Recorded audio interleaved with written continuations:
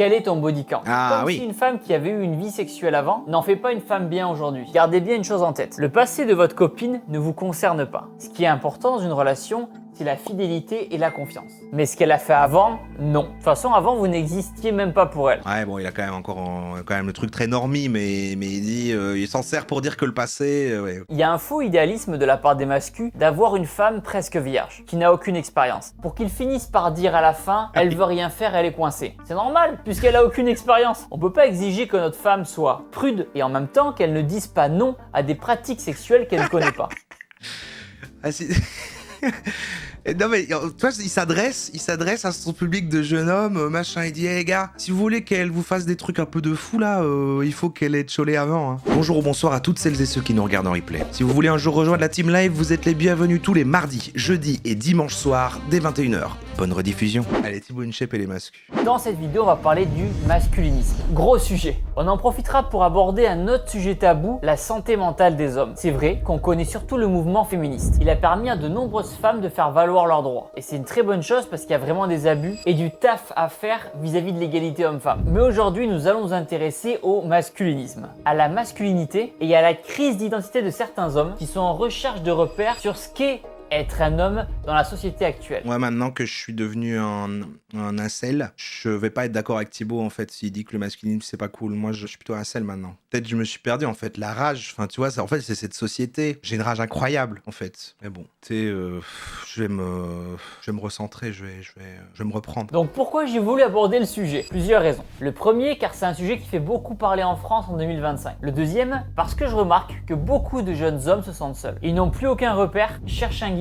et se tournent donc vers des influenceurs masculinistes. Alexis Chance. La troisième raison, qui me touche directement, on associe beaucoup trop souvent masculinisme et musculation. Quatrième raison, j'ai un public plutôt masculin, jeune, souvent en pleine construction qui m'écoute. Et cinquième et dernière raison, on m'a déjà accusé moi-même d'être masculiniste. Donc je vais répondre à ces critiques une bonne fois pour toutes. Le chat ça, va dire que t'es un facho en plus. Attention, dans cette vidéo, je vais pas vous dire ce que vous voulez entendre. Je vais vous dire ce que je pense vraiment. Et je suis pas là pour redorer mon image. Il est totalement là pour faire ça. D'ailleurs, pour cette vidéo, je ne prétends pas avoir la science exacte. Donc n'hésitez pas à participer dans les commentaires en me donnant, vous, votre vision de la masculinité. Bien sûr, les commentaires et les réponses aux commentaires devront être faits dans le respect. Et je sais que vous savez le faire. Petit disclaimer avant d'attaquer, pour cette vidéo, j'ai pris l'angle du rapport homme-femme. Je n'ai pas pris les autres exemples de couples qui peuvent exister. Mais évidemment, cette vidéo fonctionne si vous êtes un homme en couple avec un homme. Inclusif, ouais. Il est malin, quelqu'un l'a aidé à écrire. Non, sachez qu'on a déjà fait des thèmes sur Thibaut, genre quand il était passé premier. Moi, je fais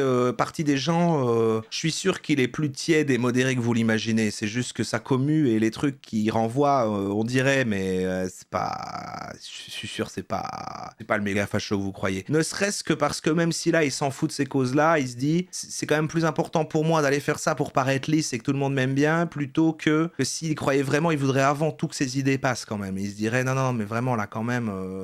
Par contre, là, pour moi, il perd tout le monde. Hein. Parce que s'il avait dans sa communauté, parce que c'est un peu comme dans tout, même s'il est lisse et tout ça, c'est quand même dans une certaine direction, donc on va dire que sa communauté bruyante et tout, c'est quand même des petits incels et tout ça. Tout cela, il les a déçus, mais t'as tous les woke en face qui ont vu le truc, qui vont dire, il a pas dit assez, il a pas fait assez, donc ça va pas. Donc en fait, personne ne va aimer cette vidéo. À part, tous les gens qui depuis le début disent, non mais t'inquiète, c'est fou que tout le monde te déteste, Thibaut, t'es tellement génial, t'es le seul youtubeur authentique et tout, alors qu'il sonne très faux ça par contre. Avant de juger hâtivement et bêtement ce mouvement masculiniste, on va essayer de comprendre d'où ça vient. Il est né en opposition au mouvement féministe dans les années 80-90. Le but était de dénoncer les injustices faites aux hommes. Il défend l'idée comme quoi les hommes aujourd'hui seraient désavantagés dans la société moderne face aux femmes, surtout dans le domaine du droit familial. Exemple, en cas de Ah, on a fait, il est pas parano. divorce, l'enfant est plus souvent confié à la mère plutôt qu'au père. Eh oui, c'est ce qui arrive, hein. Regardez avec Newton. Et là, j'ai aucune loi pour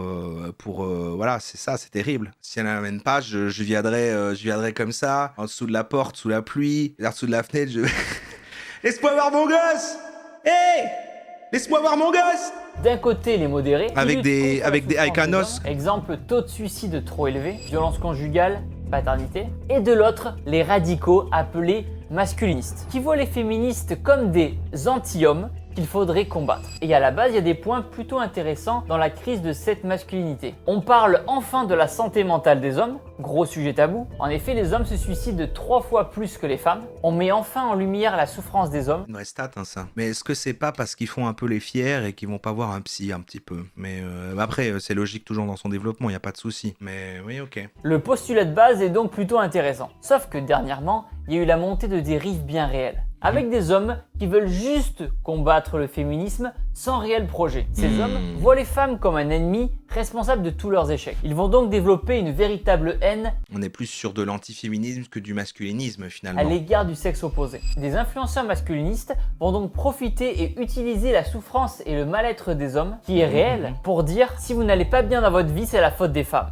Si personne ne veut de vous et que vous êtes puceau, c'est la faute des femmes. Et comme ces influenceurs masculins s'adressent à des hommes qui sont dans un mal-être, forcément ça marche. Et ils y croient. Il y a un marché très lucratif. Et beaucoup d'argent à se faire via les formations, les retraites et les séminaires. Et ça, les masculs ont bien compris. Il dit mascu carrément. Mais au-delà de l'argent, on retrouve surtout des propos dangereux. Du sexisme, de la misogynie, de la violence et des passages à l'acte avec de nombreux féminicides. Et ça, c'est intolérable. Au lieu d'élever les hommes, ces discours d'influenceurs pseudo-virilistes vont conforter les hommes dans une idéologie dangereuse. C'est pas ta faute si tu vas mal, c'est la faute des femmes. Sauf que c'est pas avec de la haine et de la colère qu'on va trouver une solution. Je me souviens, comme je l'ai dit, je l'ai vu, hein, mais d'ailleurs que jusqu'ici, finalement, c'est un peu bébête, mais bon, pourquoi pas. En plus, c'est cool, plein de gens le regardent. Je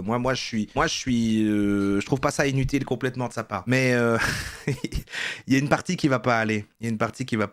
Il va avoir une partie rien à foutre de sa dépression. L'histoire nous a montré que la haine des autres mène rarement à quelque chose de bon. Puis c'est trop facile de penser comme ça. C'est trop facile de dire que si je ne vais pas bien, c'est la faute de quelqu'un d'autre. C'est faux. Si tu ne vas pas bien, c'est à toi de faire un travail sur toi-même. D'ailleurs, si tu ne vas pas bien, c'est de ta faute. Alors arrête de détester les femmes. C'est de ta faute si tu vas mal. c'est dans ces moments-là que les autres peuvent nous aider, plutôt que de se renfermer sur soi-même avec ses croyances. Avec pour seul contact TikTok et son algorithme qui nous confortent dans cette idéologie. Car en te persuadant que c'est la faute des femmes si je ne vais pas bien, tu donnes au contraire l'image d'un homme faible qui cherche des excuses à ses propres échecs.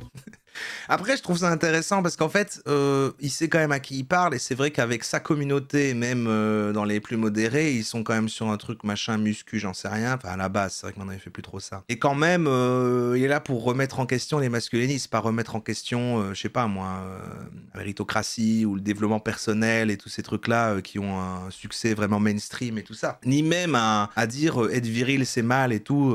Donc il dit, t'es un homme faible et t'es un homme lâche si tu te dis que c'est la faute des femmes. Donc on reste dans un truc quand même toujours d'homme fort. Et en fait, ça me paraît être plus acceptable comme discours. Et donc en fait, c'est pas si con comme approche, je trouve. Parce que il y va pas à fond, mais s'il y allait à fond, déjà, pour moi, il mentirait. Parce qu'il n'est pas comme ça. Et ça serait inaudible, en fait, pour les gens. L'émancipation de la femme qui veut être libre, indépendante, Regarde les commentaires après. être active dans la société est une bonne chose. Par exemple, aujourd'hui, c'est bien qu'une femme puisse gagner sa vie pour qu'en cas de danger dans son foyer, comme par exemple se faire frapper par son lâche de mari, elle ait les capacités financières de se barrer. Son lâche de mari. Imaginez, vous avez une fille, demain elle épouse un homme. Vous serez les premiers à la motiver à avoir une carrière pour qu'elle soit libre de vivre sa vie comme elle entend. Et pour pouvoir se barrer en cas de problème de vie conjugale. C'est pareil pour sa femme. Une femme qui travaille, c'est aussi plus d'argent pour le foyer. Et ainsi peut-être moins de stress pour l'homme. Ouais. Elle travaille juste pour pouvoir fuir son mari, quoi. En fait, c'est le côté, normalement, il peut provide, mais en fait, on sait pas s'il va provide pour toujours, et donc, il pourra se barrer. Après, c'est un vrai truc de dire, en fait, aussi, c'est normal de pas se reposer uniquement là-dessus, parce qu'après, t'es dépendant du machin et tout, je sais pas. T'as raison, si tu prends l'angle comme quoi il parle au masculin, ça fait sens. Mais en fait, il parle à des jeunes, un peu perdus, qui pourraient être déjà un petit peu sensibilisés, qui pourraient déjà être attirés par des idées un peu masculinistes. Pour moi, c'est ça la cible. C'est pour ça que la manière de faire le discours est comme ça. Il faut dominer la femme. On a l'impression de revenir au Moyen-Âge. Quand on cherche à dominer quelque chose, c'est qu'on en a peur. Beaucoup de ces influenceurs masculinistes semblent donc avoir peur des femmes. Quand on écoute leurs vidéos, beaucoup de leurs thèmes sont autour de la virilité. Et entre nous, c'est souvent ceux qui en parlent le plus qui en ont le moins. Toi, il souligne quand même l'importance de la virilité. Tu vois, il est quand même sur.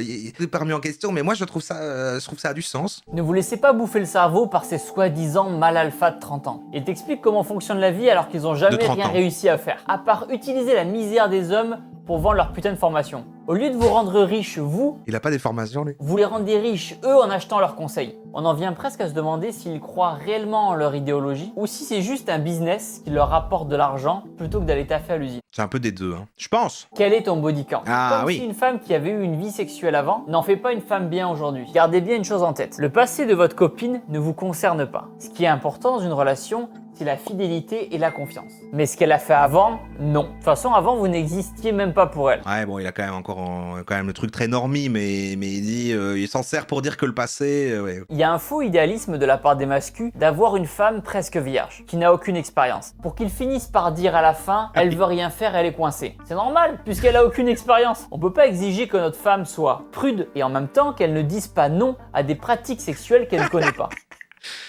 Ah, si...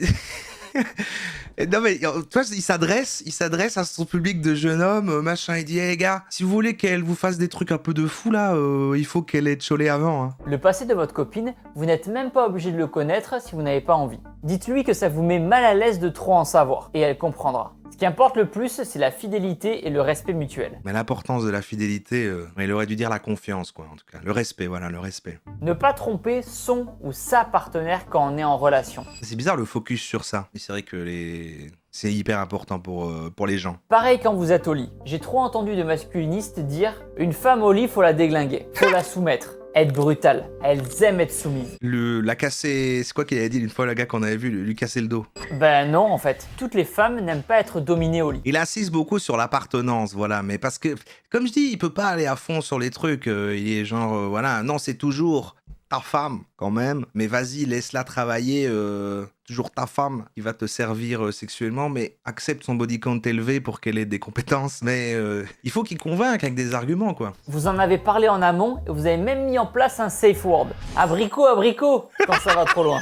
Pourquoi c'est toujours des fruits? Ou que ça progressif? Mais oui, c'est ça, tu sais, les gens, les bulles de filtre et tout, et peut-être plein d'entre vous, vous êtes dans des sphères tellement différentes que ça a l'air, voilà, mais il faut imaginer qu'on est sur des publics tellement différents. Pendant vos relations intimes, communiquez vraiment avec votre partenaire. Demandez-lui si ça, elle aime. Ça, bof, ça, pas du tout. Si cette position lui fait mal ou qu'elle aime bien. La sexualité, c'est pas chacun dans son coin. C'est pas le premier il a fini, il a gagné. Non, vous êtes une équipe, une team. Le premier, il a fini, il a gagné. Un non, c'est un non. C'est pas un peut-être. C'est pas un si je force un peu, Bien ça. peut-être que ça va passer. Non, c'est pas un je vais attendre qu'elle s'endorme pour en profiter. Ou elle est bourrée, c'est le moment. Non, vous êtes parfois, souvent, plus fort qu'elle physiquement, alors respectez leur nom. Imaginez le cas inverse, vous êtes au lit avec une fille de 2 mètres, 150 kg, et elle veut vous forcer à faire des trucs et vous avez pas envie. Vous serez les premiers contents Ces visualisations de... si elle respecte votre nom. Donc soyez à l'écoute. Deuxième petit rappel, j'en profite, utiliser la force ou la ruse pour une pénétration, c'est un viol, et c'est puni par la loi. Il a un peu dit les termes quand même là. Et c'est marrant son truc d'imaginer, elle fait 2 mètres.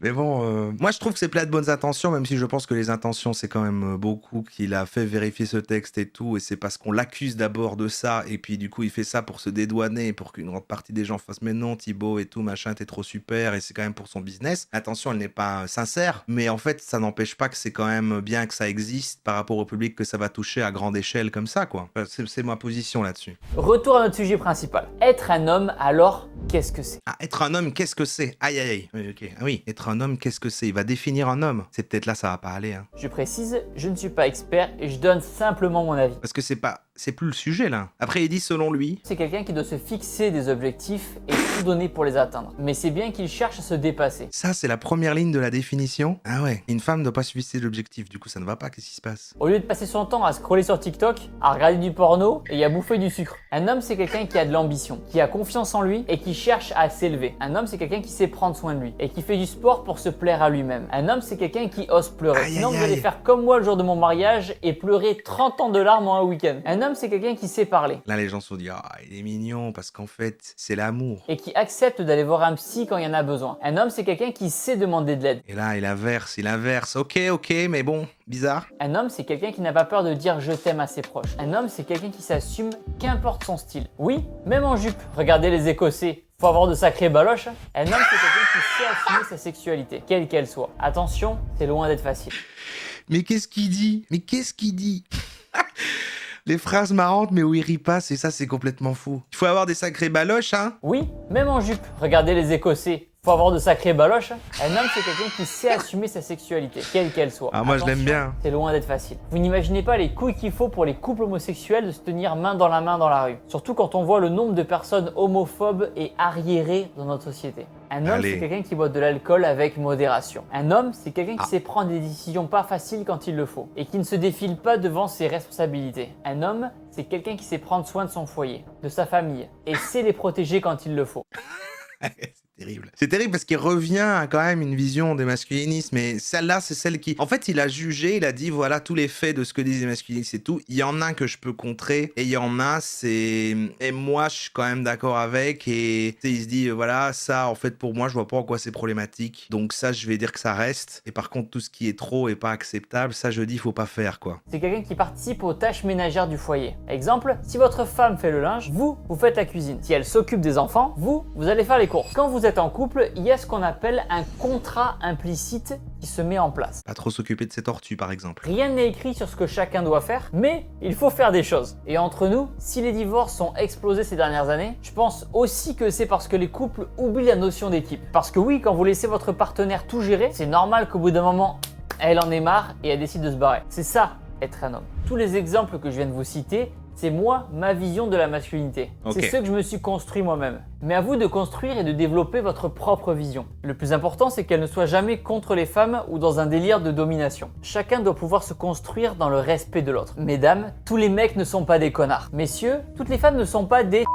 C'est beaucoup trop facile de mettre tout le monde dans le même sac Not all men. et de faire des Not all men, généralités. en fait. Si vous n'avez pas trouvé la fille qu'il vous faut, c'est que vous ne faites pas les choses correctement pour la trouver. Ou que vous n'avez pas encore eu la chance de tomber dessus. Ce n'est pas toutes les femmes qui ne veulent pas de vous. Non. Bien sûr qu'il y en a une qui vous attend quelque part. Et vous la rencontrerez un jour, j'en suis certain. Merci Mais pour Thibaut, ça, merci, il va falloir ok. que vous travailliez sur vous-même. Ayez de l'ambition, des dois mettre un projets. costard Soyez plus gentil, instruit, allez à des soirées, dîner, faites du sport.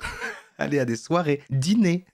Ses conseils. Manger de la nourriture, par exemple. Pour rencontrer, il faut oser sortir. Dans un bar, chez des amis, et engager la discussion avec des femmes. Mais attention, attention, avec respect et courtoisie. On veut pas des « Et petite, t'es sacrément bonne avec ta paire de meule énorme ». Oh là, il a dit tout ce qu'il veut sortir de lui depuis si longtemps et il en fait un personnage. Il disait tout le temps meule avant. Et là, il s'est dit, ah putain, je vais pouvoir replacer meule parce que je fais un perso. Ta paire de meule énorme. Et petite, t'es sacrément bonne avec ta paire de meule énorme là, t'as pas un 06 ? Et mademoiselle, tu veux voir un truc long ? Et je te parle pas de facture EDF hein ? Non, non, non, non. Il a dit avec aucune conviction lui-même. Moi, pardon, en tant que personnage, il me fait rire. C'est intelligent parce que pour moi, il s'est cité, il a utilisé les termes qu'il utilise pour dire, regardez, j'ai appris. Je ne sais qu'il ne faut plus dire ça et j'ai fait une erreur. Non mais tout est si bien calculé, franchement. C'est un discours politique. C'est politique. Moi, c'est éminemment politique. Hein. Pour en revenir à la notion de couple, votre femme, copine, ne vous appartient pas. Ça paraît évident. Ah, il le comme dit ça, quand même. Mais je vous assure que tous les hommes ne pensent pas comme ça. Vous ne possédez pas votre conjointe. C'est pas votre propriété. Ok, donc les couples monogames n'existent plus, c'est ça Thibaut? Ta communauté n'est pas prête.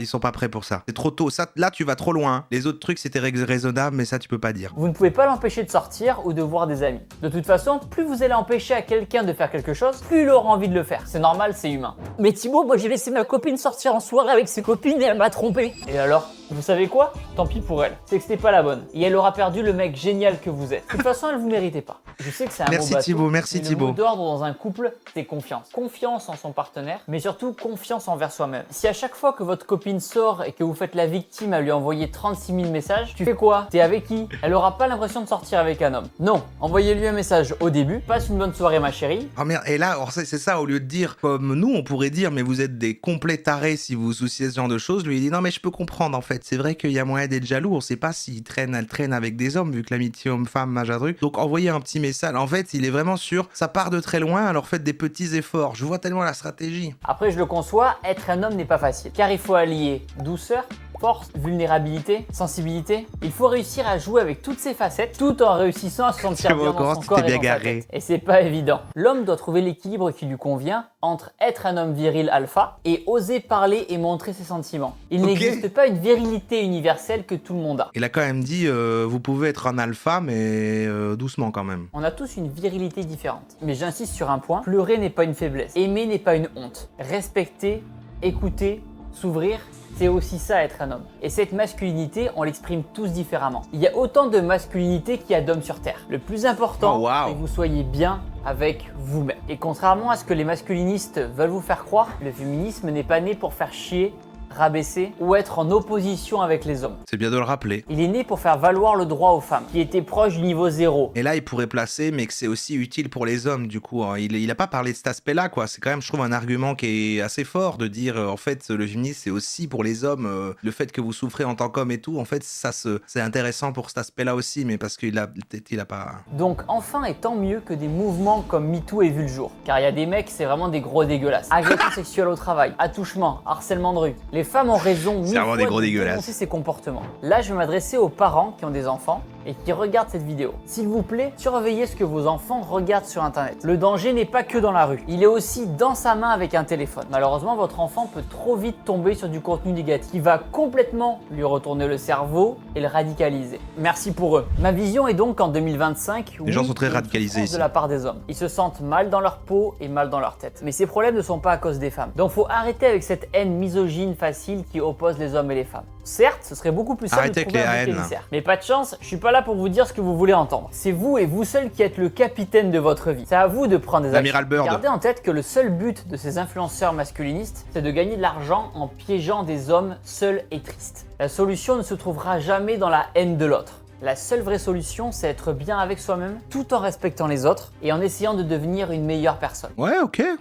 En vrai, c'est pas si pire. Non, j'avais pas tout regardé du coup. Moi, j'avais vu le début et je me suis dit, ah, je sais pas, ça va être marrant et tout. En fait, il y a des choses à dire, c'est intéressant. C'est juste qu'en le voyant, je sais exactement comment vont réagir les deux, quoi. Effectivement, pour les gens, je sais pas moi, pour les féministes ou autres, c'est pas assez. Ça va être maladroit. Enfin, comme même pour plein de gens du chat et tout, c'est pas ce qu'ils auraient dit de cette manière-là et pas assez et tout. Donc, ça va être critiqué. Alors qu'en fait, si tu fais attention en termes d'outils de communication et par rapport à qui ça s'adresse, c'est justement une bonne manière parce que on oublie souvent le fait qu'en fait les gens ne sont pas prêts pour recevoir frontalement quelque chose qui est trop éloigné de la situation dans laquelle ils sont de base. Et lui, il prend un truc et leur fait faire un petit pas vers une direction et ça existe en fait très peu ce discours-là, d'autant plus par quelqu'un qui a autant d'audience. Donc pour moi, pour ça, c'est pertinent. Après, il le fait pour lui en fait, hein, plutôt pour son business et pour se donner une bonne image. Mais ça, c'est l'attention. Mais l'acte derrière, il y a quand même ça qui existe. Donc voilà. Et c'est vrai que derrière, il va pas se faire apprécier des woke et en même temps derrière je pense qu'il y a quand même beaucoup de sa communauté qui sont ces jeunes acels qui suivent les Alexis Chance et tout et qui vont pas apprécier qu'il ait dit ça, donc je